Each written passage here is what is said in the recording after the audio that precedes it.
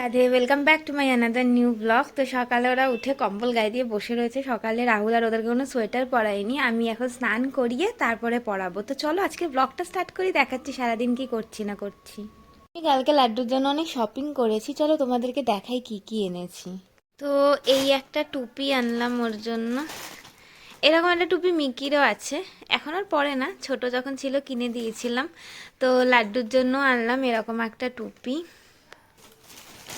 এই মোজার সেটটা নিয়ে নিলাম, কারণ যেহেতু লাগবেই একবারে সেটই আমি ওর জন্য নিয়ে নিয়েছি।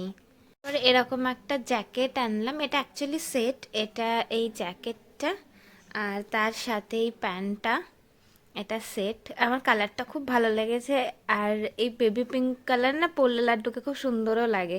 তো একটা রেড কালার দেখেছিলাম, তো রাহুল বললো এটাই না, ওই জন্য এটাই নিয়েছি। নেক্সট একটা পার্সেল এসছে, কিছুক্ষণ আগেই এলো। তো চলো এই পার্সেলটা ওপেন করি। আমার মনে হচ্ছে যেটা বড় হবে, দেখি। না, ভেবেছিলাম বড় হবে কিন্তু হয়নি। অ্যাকচুয়ালি এটা আমি অর্ডার করেছিলাম 3 থেকে 4 বছরের বাচ্চা, কিন্তু বলো 3 থেকে 4 বছরের বাচ্চার এই সাইজ হয়? যাই হোক, আমার লাড্ডুর বড় হবে না, যাক ভালো হয়েছে।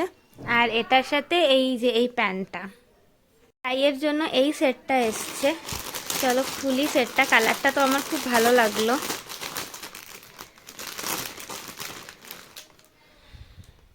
রাইয়ের বড় হবে, ওর কোনো ড্রেস ছোট হয় না, ওর সব বড় হয়। এই যে ওপরেরটা, এটা একটা জাম্পস্যুট টাইপের।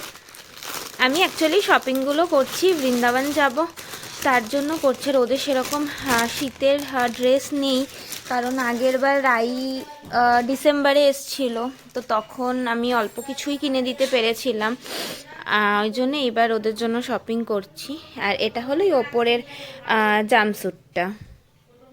চলো আজকে এটা রাইকে পরাবো, এটা লাড্ডুকে পরাবো, আর ওদেরও আছে। কিন্তু আমার মনটা খারাপ, আমি আমার গোলুর জন্য কোনো কিছু পাচ্ছি না, না অনলাইনে পাচ্ছি না আমি কোনো শপে পাচ্ছি। সো লাস্ট আমার হোপ বৃন্দাবনে গিয়ে যদি আমি ওর জন্য কিছু পাই, তো আমি কারোর জন্য শপিং করবো না, শুধু ওর জন্যই আমি শপিং করে নিয়ে আসবো। তো চলো ওদেরকে স্নান করি, ড্রেসগুলো পরাই, দেখাচ্ছি তোমাদেরকে কেমন লাগছে ওদেরকে। এই ঘরে একটা ইঁদুর আছে, হ্যাঁ ইঁদুরটার কত বড় সাহস দেখো, আমার লাড্ডুর এই তুলসীর মালাটাকে ও রোজ এসে খাচ্ছে। এই দেখো কত বড় সাহস ইঁদুরটার, ভাবো ওর গায়ের ওপর উঠে ও তুলসীর মালা খাচ্ছে। দেখো এইটা খেয়েছে, এই বিটসটা খেয়েছে। আমার ভয় করছে চেনটা যেন কেটে না দেয়, চেনটা কেটে দিলে তাহলে। এই দেখো এখানটায় খেয়েছে, কত বড় সাহস ওর, ভাবো। তো এই যে ওরা সবাই রেডি হয়ে গেছে, সবাইকে সুন্দর লাগছে। আর স্যারকে দেখো, বলো কেমন লাগছে। তো তোমরা কমেন্টে জানাও আমার লাড্ডু বাবাকে কেমন লাগছে। আমি ওদেরকে খাবার দিয়ে দিয়েছি। অ্যাকচুয়ালি মিকির স্কুল থেকে ফোন এলো, মিকির খুব শরীর খারাপ করেছে, ওর আবার ব্রিদিং প্রবলেম শুরু হয়েছে।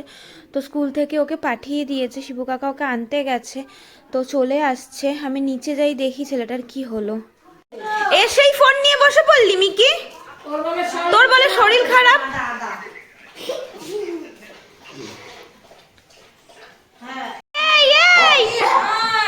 তোকে কিন্তু এবার জমে দেওয়া দেবো ব্রুনো আমি। এত জ্বালাচ্ছিস কেন রে তোরা? এখানে সোয়াবিনগুলো সিদ্ধ করে নিয়েছি, এখানে আলু আর ডিম সিদ্ধ হচ্ছে। আজকে হচ্ছে সোয়াবিনের বিরিয়ানি। চলো রেসিপি শেয়ার করবো তোমাদের সাথে। তো কড়াইতে তেল দিয়েছি, তেলটা গরম হলে গোটা গরম মশলা আর তেজপাতা ফোড়ন দেবো। তেলে গরম মশলাগুলো ফোড়ন দিয়েছি, এবার এই আলুগুলো, ডিমটা সিদ্ধ করে নিয়েছিলাম, তো এই আলুগুলো এখন দিয়ে ভাজবো।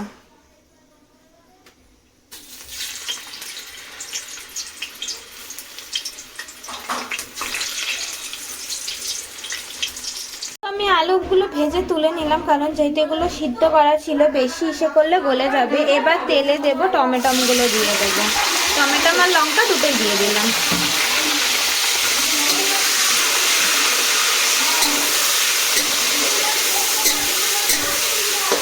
এবার টমেটোমের মধ্যে একটু নুন দিয়ে দেবো, তাহলে টমেটোটা ভালোভাবে গলে যাবে। তো টমেটোটা গলে গেছে, এখানে আদা কুচানো আছে, আদাটা পুরোটাই লাগবে যেহেতু বিরিয়ানির কোয়ান্টিটিটা অনেক বেশি, কোয়ান্টিটিটা। তো আমি এটা পুরোটাই দিয়ে দেবো। আর এই রসটা কিন্তু ফেলে দিও না, এই রসটাও দিয়ে দিও।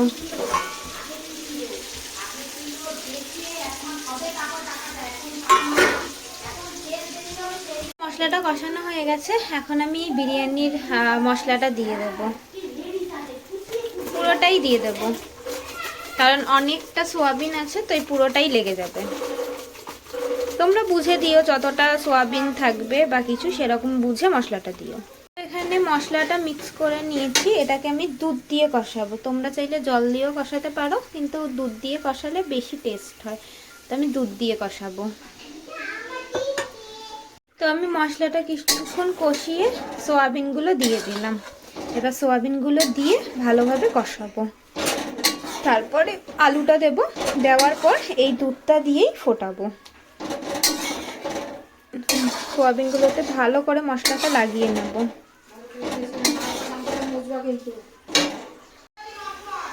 তো এই ভাজা আলুগুলো দিয়ে দিয়েছি, এগুলো দিয়ে এবার কষাবো মশলাটাকে ভালোভাবে। আমি এটার মধ্যে রোজ ওয়াটার দিয়েছি, দিয়ে ডিমগুলো দিয়ে কষালাম, কষিয়ে দুধটা দিয়েছি ফোটানোর জন্য। ফোটানো হয়ে গেলে তারপরে আমি চালটা সিদ্ধ বসাবো।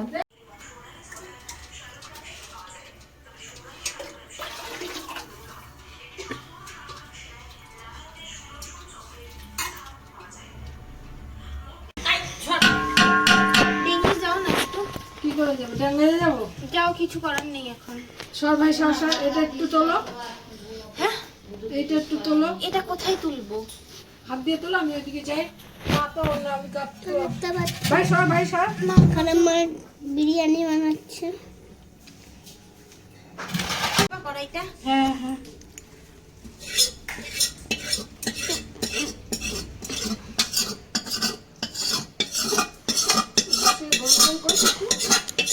এই যে তো গাইস, মামা আমাকে বিরিয়ানি করছে। এই সাকু biryani. Yummy yummy yummy yummy yummy. এইভাবে কাটো। ইয়ামি এরকমভাবে কাটো। বিরিয়ানি। তো গাইস, এই ভিডিও আজকে স্পেশাল হবে। এই নাড়াতে পারছে না, জানাও না আবার চাপ তো বড় জায়গা। আরে পারে নাকি? আমি তো দেখলে জিভে লোল আসছে। ওই যে আমাদের বিরিয়ানি। হ্যাঁ, দেখো না দই লাগবে না, না দেখো পুরো এখানটা।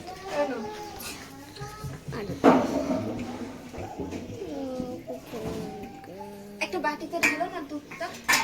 বাটিতে হবে। আর আতরটা কি করবে?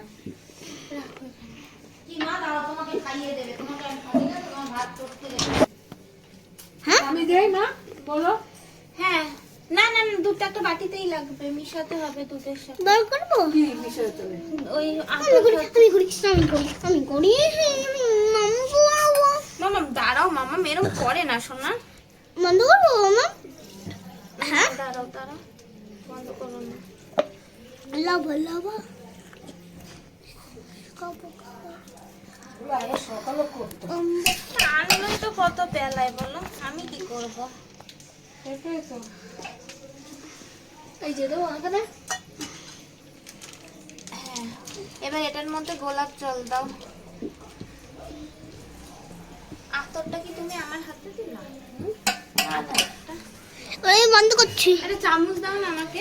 আমি বন্ধ করছি মাম্মা। আবার দেখো।